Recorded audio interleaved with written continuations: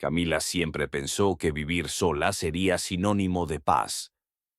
Después de su divorcio, encontró un apartamento en el quinto piso de un edificio antiguo en el centro. Las paredes eran gruesas, el ascensor lento y el pasillo siempre olía a humedad. Pero para ella, aquello era libertad.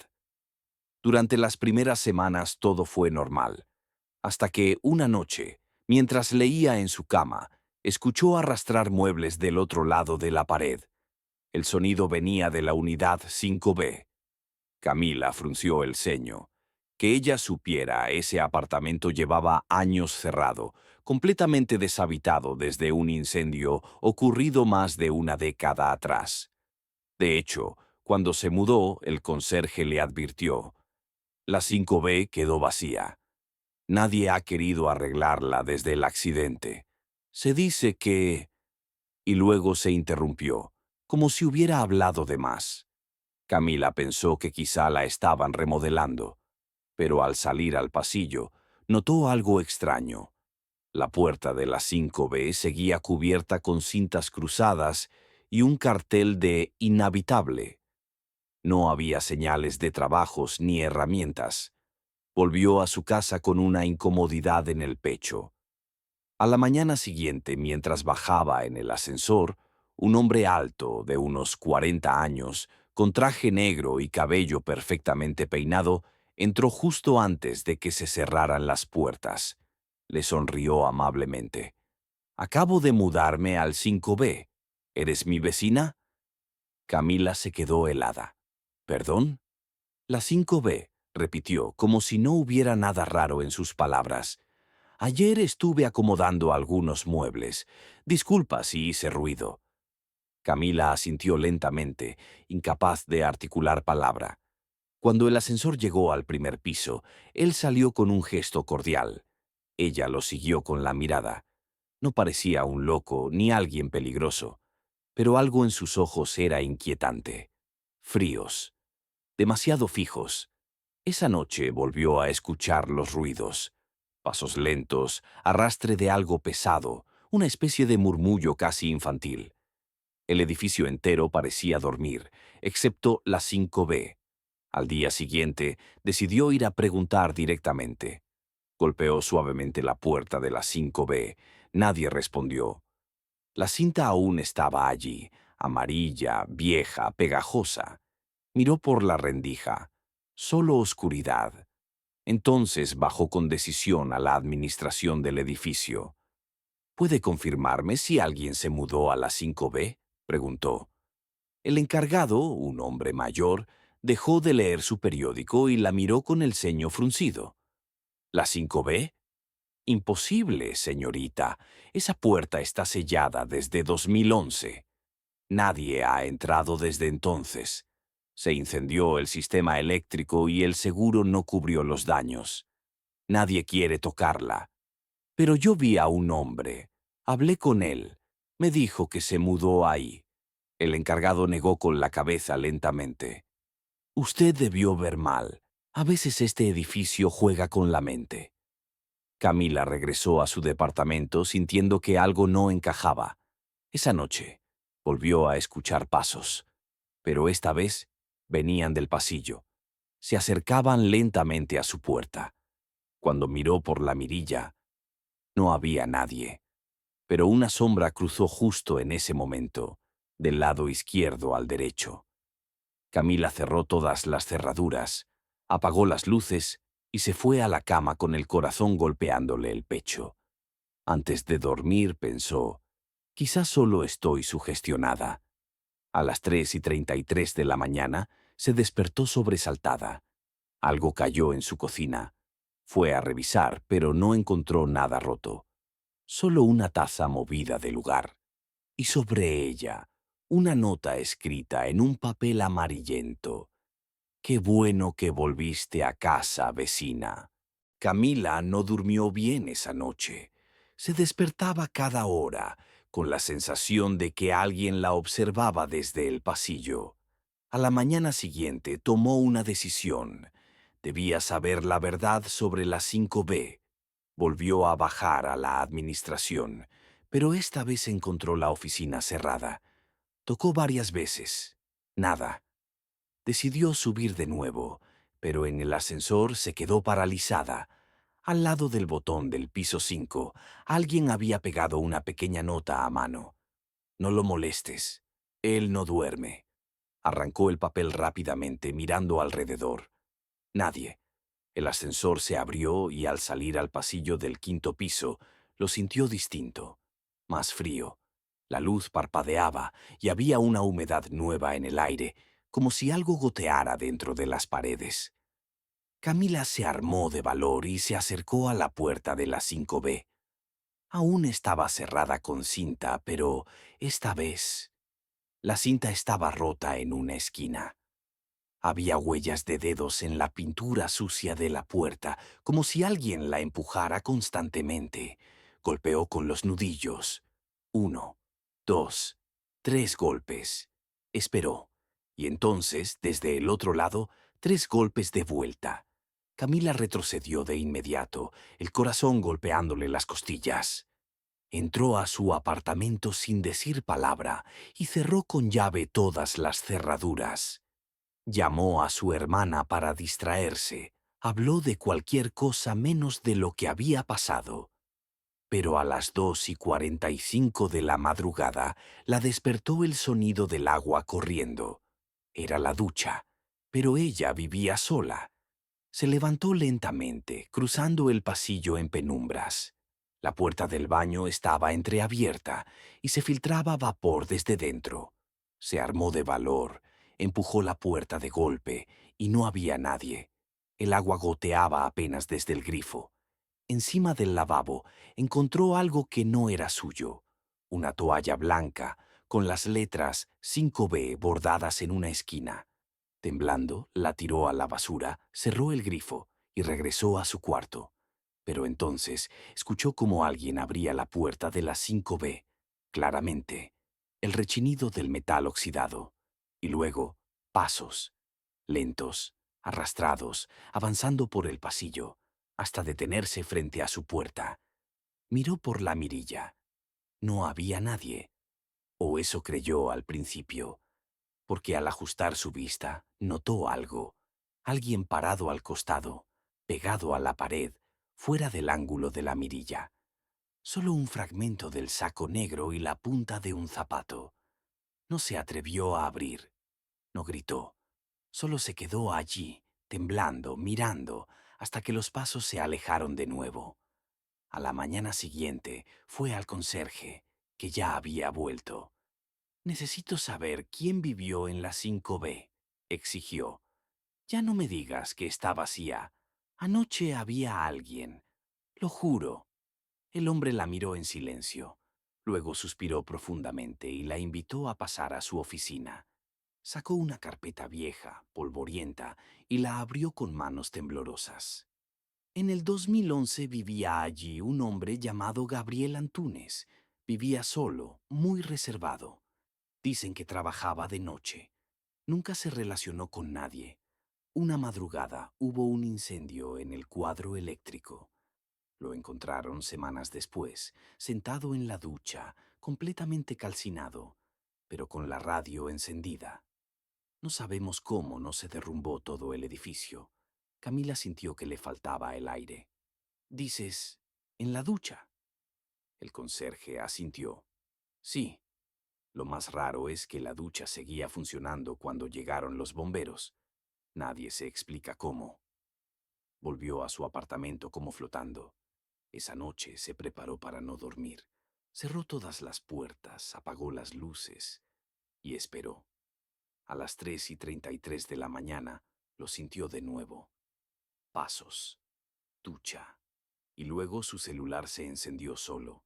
En la pantalla, sin que nadie escribiera, apareció un mensaje. Te escucho cuando hablas de mí.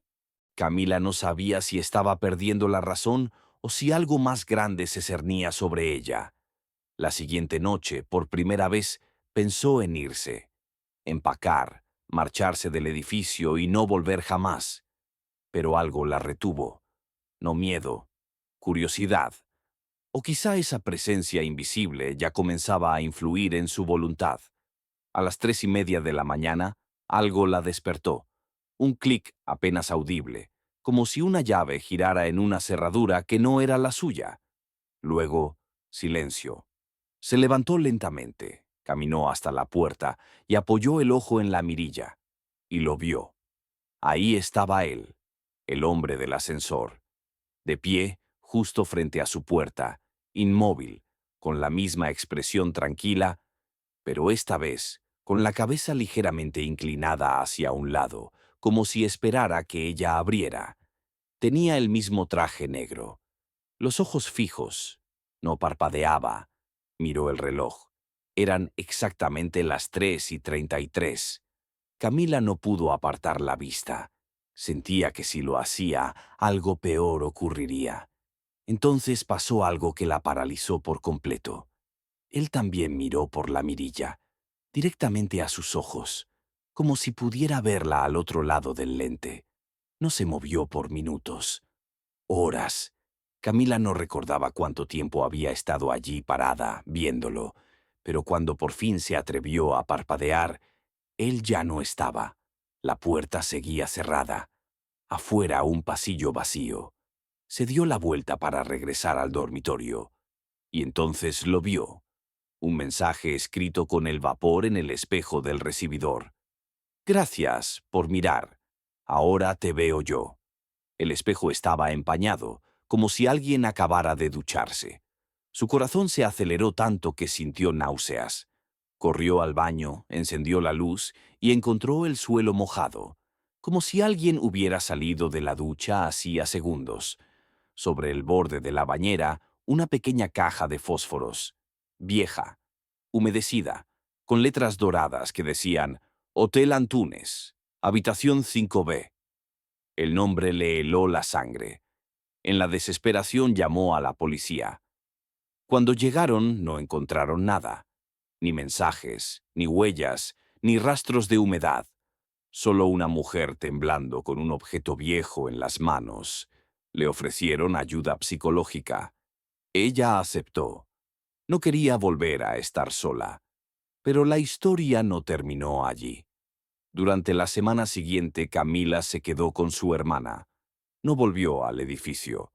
Trató de dormir, pero las 3:33 seguían despertándola. Siempre a esa hora su celular se encendía solo.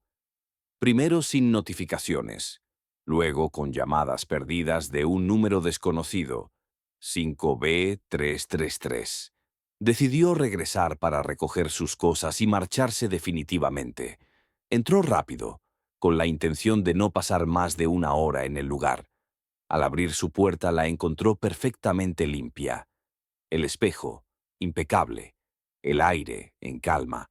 Todo parecía normal, hasta que se dio cuenta de que la mirilla había sido removida. Alguien la había desmontado desde fuera. Solo quedaba un hueco. Y en ese hueco, una nota enrollada, cuidadosamente doblada.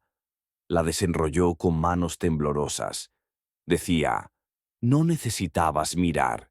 Yo ya estaba dentro. Desde entonces nadie ha vuelto a ver a Camila.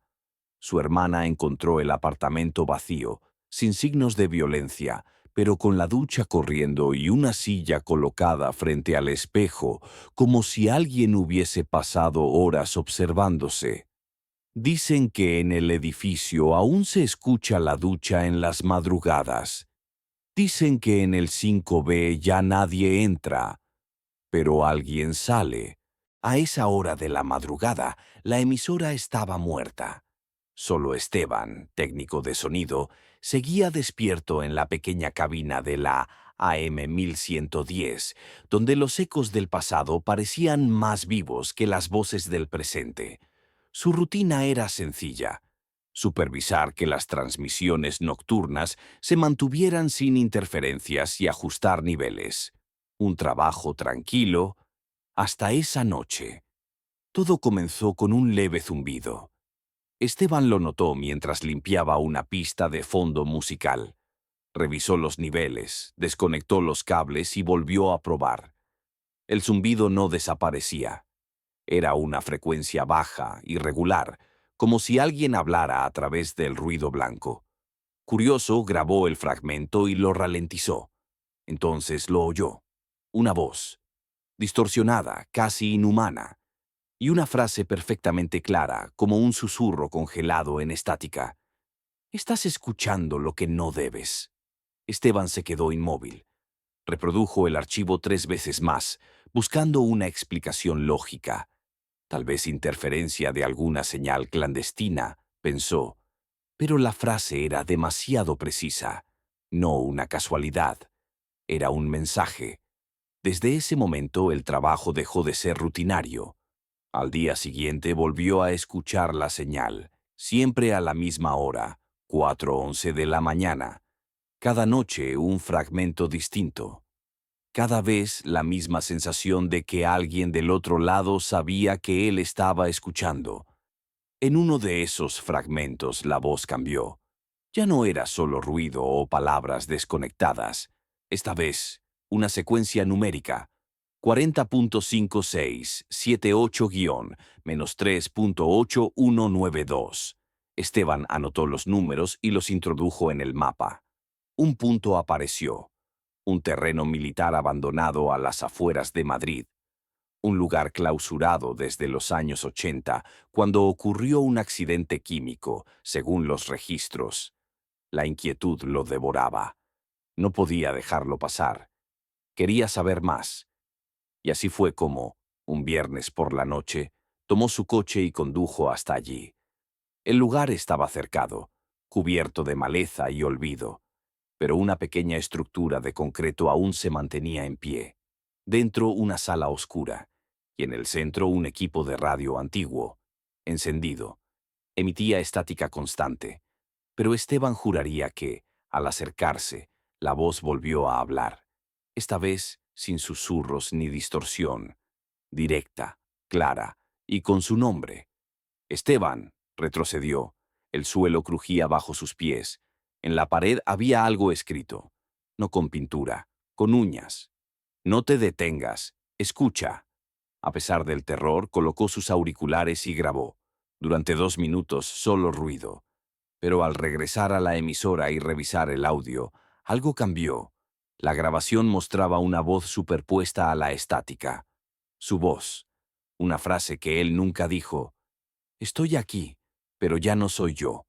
Desde entonces, Esteban ya no pudo dormir. Cada noche, la misma señal. Cada vez más clara, como si alguien del otro lado intentara entrar o salir. La paranoia lo consumía. Veía sombras moverse en los cristales del estudio. El zumbido ya no era solo a las 4:11, comenzaba antes y terminaba más tarde. Y una noche, al regresar del baño, encontró la puerta del estudio entreabierta. Alguien había entrado. O algo. Sobre la consola, una nueva coordenada, escrita con marcador rojo. 4:11. Transmisión final. Esteban no sabía si lo que sentía era miedo o adicción. Desde aquella noche en el edificio militar abandonado, no podía dejar de pensar en la transmisión. Cada vez que intentaba alejarse, la señal regresaba, más fuerte, más clara, más personal. 4:11 de la mañana, punto de no retorno. Decidió investigar por su cuenta. Entró en foros de radioaficionados, contactó a técnicos antiguos de otras emisoras y hasta habló con 2 militares retirados. Nadie admitía haber trabajado en aquella frecuencia, pero uno de los veteranos, al escuchar la historia, palideció. «AM 1110». Esa frecuencia se usaba para pruebas de comunicación en los 70, pero algo salió mal. Muy mal. Esteban insistió, pero el hombre cortó la llamada con un mensaje que lo dejó helado. Si escuchaste tu voz, no era un eco, era una copia. El zumbido comenzó a escucharse en su apartamento. Ya no necesitaba estar en la emisora. A veces el televisor encendido sin señal dejaba oír un murmullo, o su teléfono vibraba a las 4:11 en punto sin que llegara ningún mensaje. como si el código estuviera filtrándose por todos los canales posibles. Una noche, agotado por el insomnio, Esteban volvió a revisar la grabación original. El zumbido de fondo parecía tener un patrón. Lo aisló, lo limpió, y allí estaban, coordenadas, nuevas. Esta vez apuntaban a un lugar aún más remoto, una torre de vigilancia abandonada cerca de una presa. Ningún acceso por carretera, solo tierra y silencio. Fue allí. Caminó durante horas. Cuando llegó, encontró la torre oxidada, vencida por los años, pero en su interior, más equipos de radio, encendidos, conectados a nada, emitiendo la misma estática, y sobre uno de los escritorios, una libreta. Cada hoja estaba llena de números, fechas y nombres tachados, y al final, una frase escrita con una caligrafía temblorosa. Después de escucharlo, ellos también transmiten. Esteban sintió un nudo en el estómago. Sabía que debía marcharse, pero algo lo obligaba a quedarse. Fue entonces cuando lo escuchó. Otra vez. Su voz. Provenía del transmisor, entre el ruido, pero no hablaba como él. Era más lenta, más hueca. Decía cosas que jamás había dicho. Estoy cansado. Estoy dentro. Todos lo estamos. Tomó su grabadora y se alejó corriendo. Esa noche, al volver a casa, lo esperaban. No personas, radios. Todos los radios de su apartamento. El reloj de cocina, el del coche, incluso el parlante Bluetooth, encendidos al mismo tiempo. A las 4:11 de la mañana. Emitían la misma señal. Esteban los desconectó uno por uno, pero el zumbido no se detenía. Venía de dentro de las paredes, y entonces lo supo. Las coordenadas no eran solo lugares, eran puntos de acceso, sitios donde la transmisión se filtraba hacia nuestra realidad. Esteban intentó advertir a sus colegas, pero nadie le creyó. Algunos pensaron que se había obsesionado, otros que perdía la razón, pero él sabía que no era locura, era infección. Una noche, la emisora quedó en silencio, las computadoras apagadas, solo el transmisor seguía encendido, y al reproducir la señal, lo escuchó nuevamente. Ya casi estás listo, Esteban. Solo falta una cosa más. La coordenada final. Dentro del estudio. El mensaje no decía más. Solo una palabra escrita en su computadora al día siguiente. Transmití. 4:11 de la mañana. Desde hacía días Esteban no dormía. Las voces ya no solo hablaban, le daban instrucciones. No comía. Apenas salía del estudio. Solo escuchaba. Los radios no paraban de emitir estática, incluso estando desconectados. En sus sueños, cuando lograba cerrar los ojos, veía una sala llena de antenas retorcidas, como árboles enfermos, y en el centro una figura sin rostro. Lo observaba, lo señalaba, y repetía, «Tu turno, Esteban. Transmite una noche». Los técnicos de la emisora encontraron la sala vacía. Esteban no estaba, pero su micrófono sí, encendido, emitiendo, una transmisión sin fin. Al principio parecía estática, pero si se escuchaba con atención, había algo más, una grabación. La voz de Esteban, lenta, arrastrada, como si hablara bajo el agua, pero clara. El código vive dentro. El sonido no es sonido. Es entrada. Es acceso. Ustedes ya están dentro. Los directores pensaron en cortar la señal, pero cada vez que apagaban el transmisor, otra radio, en otro canal, en otra frecuencia, retomaba la transmisión, como un virus.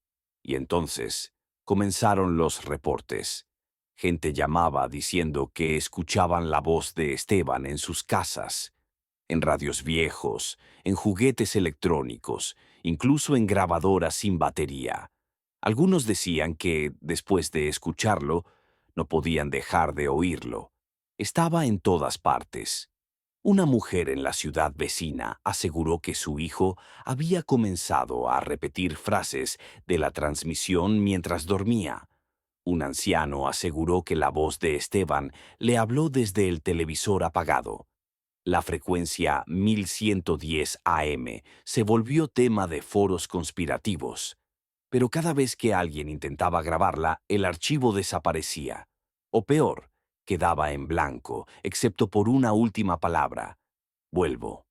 Una madrugada, justo a las 4:11 de la mañana, la voz cambió. Ya no era solo Esteban, eran muchas. Un coro de voces sin identidad, susurrando nombres, fechas, lugares. Y luego, ahora tú, estás al aire. Aquella noche, la ciudad entera sufrió un apagón. Solo una señal quedó activa: 11:10 AM. Solo una voz. Gracias por sintonizar. Hoy eres parte del código. Horas después, Esteban fue encontrado, en la sala de emisión, con los auriculares puestos, los ojos abiertos, pero vacíos. En sus oídos, restos de sangre y una sonrisa. Sus labios todavía se movían, aunque nadie los oía. Solo cuando un técnico se acercó a apagar el micrófono, escuchó lo último: transmitido con éxito.